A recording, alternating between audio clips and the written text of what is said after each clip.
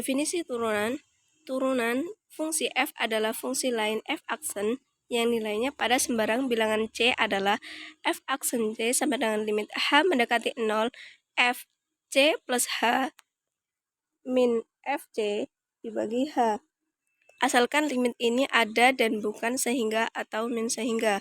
Contoh 1, misalkan fx sama dengan 13x min 6, carilah f aksen 4. Penyelesaiannya, f aksen 4 sama dengan limit h mendekati 0, f dikali 4 plus h min f dikali 4 per h sama dengan limit h mendekati 0, mutlak 13 dikali 4 plus h min 6 dikurang 13 dikali 4 min 6 dibagi h sama dengan limit h mendekati 0, 13h per h sama dengan limit h mendekati 0, 13 sama dengan 13. Bentuk-bentuk setara untuk turunan. Tidak ada yang berkeramat tentang penggunaan huruf H dalam mendefinisikan f aksen C. Misalkan f aksen X sama dengan limit H mendekati 0, f dikali C plus H min FC dibagi H sama aja, tinggal memasukkan huruf H-nya. Kita ganti dengan huruf P. Limit H mendekati 0, F dikali C plus P dikurang FC dibagi P. Diganti lagi dengan huruf S ya. Limit H mendekati 0, F dikali C plus S min FC dikurang S. Perubahan yang lebih radikal, tapi masih hanya satu perubahan cara penulisan. Mungkin dipahami dengan membandingkan gambar 1 dan gambar 2 tadi ya. Perhatikan bagaimana X mengganti C plus H sehingga X min C menggantikan H. Jadi, Fx sama dengan limit H mendekati 0, Fx min Fc dibagi X min C. Contohnya, masing-masing yang berikut adalah suatu turunan, tetapi dari turunan apa dan di titik mana? Yang pertama, limit H mendekati 0, 4 plus H kuadrat min 16 dibagi H. Yang soal kedua, limit X mendekati 3, 2 per X min 2 per 3 dibagi X min 3.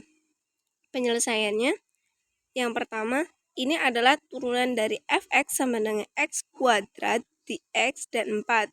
Yang kedua, ini adalah turunan dari Fx sama dengan 2 per X di X sama dengan 3.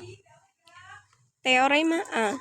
Keterdiferensian mengimplikasikan kontinuitas. Jika f aksen C ada, maka f kontinu di C. Bukti, kita perlu memperlihatkan bahwa limit X mendekati C, Fx sama dengan Fc. Kita mulai dengan menuliskan Fx dengan cara khas. Fx sama dengan Fc plus Fx min Fc dibagi X min C dikali X min C dikali X min C. Karenanya, limit H mendekati 0 Fx sama dengan limit H mendekati 0 mutlak Fc plus Fx min Fc dibagi X min C dikali X min C. Sama dengan limit H mendekati 0 Fc plus limit H mendekati 0 Fx min Fc dibagi X min C dikali limit H mendekati 0 X min C. Sama dengan Fc plus F aksen C dikali 0. Sama dengan Fc. Lambang Leibniz untuk turunan. Misalkan sekarang bahwa variabel bebas berubah dari X ke X plus lambang Leibniz itu ya. Perubahan yang berkorespondisi dalam variabel tak bebas Y akan berupa segitiga Y itu sama dengan F dikali X plus lambang Leibniz X segitiga min Fx. Dan hasil bagi lambang Leibniz Y per lambang Leibniz X sama dengan Fx plus X min Fx dibagi X. Menggambarkan kemiringan sebuah garis akan melalui X, Fx seperti yang diperlihatkan. Ketika X mendekati 0, kemiringan garis seakan ini mendekati kemiringan garis singgung.